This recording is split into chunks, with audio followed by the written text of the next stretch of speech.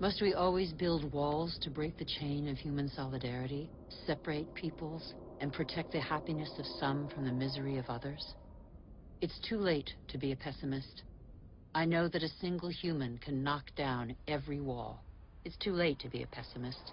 Worldwide, 4 children out of 5 attend school. Never has learning been given to so many human beings. Everyone, from richest to poorest, can make a contribution. Lesotho, one of the world's poorest countries, is proportionally the one that invests most in its people's education. Qatar, one of the world's richest states, has opened its doors to the best universities. Culture, education, research, and innovation are inexhaustible resources. In the face of misery and suffering, millions of NGOs prove that solidarity between peoples is stronger than the selfishness of nations. In Bangladesh, a man thought the unthinkable and founded a bank that lends only to the poor. In 30 years, it has changed the lives of 150 million people. Antarctica is a continent with immense natural resources that no country can claim for itself, a natural reserve devoted to peace and science. A treaty signed by 49 states has made it a treasure shared by all humanity. It's too late to be a pessimist. Governments have acted to protect nearly 2% of the world's territorial waters. It's not much, but it's 2 times more than 10 years ago. The first natural parks were created just over a century ago. They cover over 13% of the continents. They create spaces where human activity is in step with the preservation of species, soils, and landscapes. This harmony between humans and nature can become the rule, no longer the exception. In the United States, New York has realized that nature does for us. These forests and lakes supply all the drinking water the city needs. In South Korea, the forests have been devastated by war. Thanks to a national reforestation program, they once more cover 65% of the country. More than 75% of paper is recycled. Costa Rica has made a choice between military spending and the conservation of its lands. The country no longer has an army. It prefers to devote its resources to education, ecotourism, and the protection of its primary forest. Gabon is one of the world's leading producers of wood. It enforces selective logging, not more than 1 tree every hectare. Its forests are one of the country's most important economic resources, but they have the time to regenerate. Programs exist that guarantee sustainable forest management. They must become mandatory.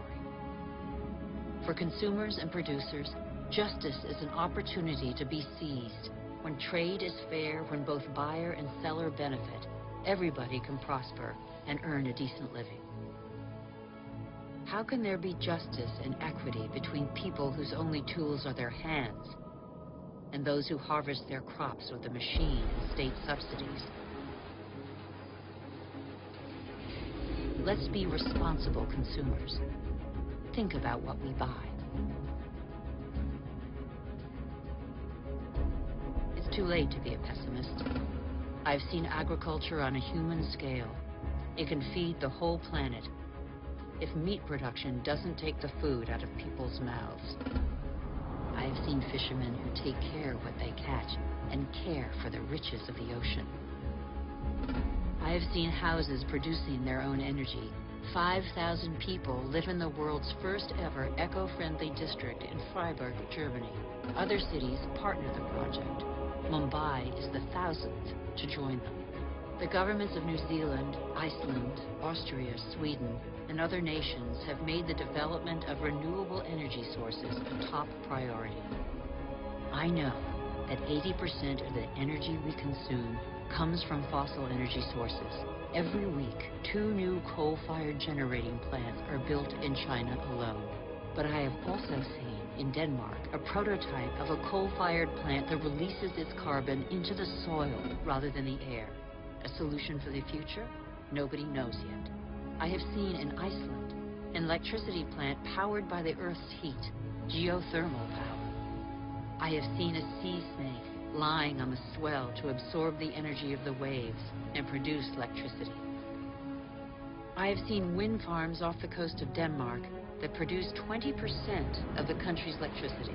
The USA, China, India, Germany, and Spain are the biggest investors in renewable energy. They have already created over 2.5 million jobs. Where on earth doesn't the wind blow? I have seen desert expanses baking in the sun. Everything on Earth is linked, and the Earth is linked to the sun, its original energy source. Can humans not imitate plants and capture its energy? In 1 hour, the sun gives the Earth the same amount of energy as that consumed by all humanity in 1 year. As long as the Earth exists, the sun's energy will be inexhaustible. All we have to do is stop drilling the Earth and start looking to the sky. All we have to do is learn to cultivate the sun. All these experiments are only examples, but they testify to a new awareness. They lay down markers for a new human adventure based on moderation, intelligence, and sharing.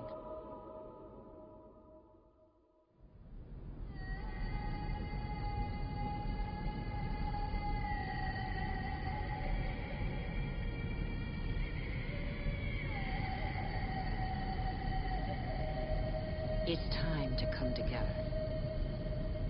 What's important is not what's gone, but what remains. We still have half the world's forests, thousands of rivers, lakes, and glaciers, and thousands of thriving species. We know that the solutions are there today. We all have the power to change. So what are we waiting for?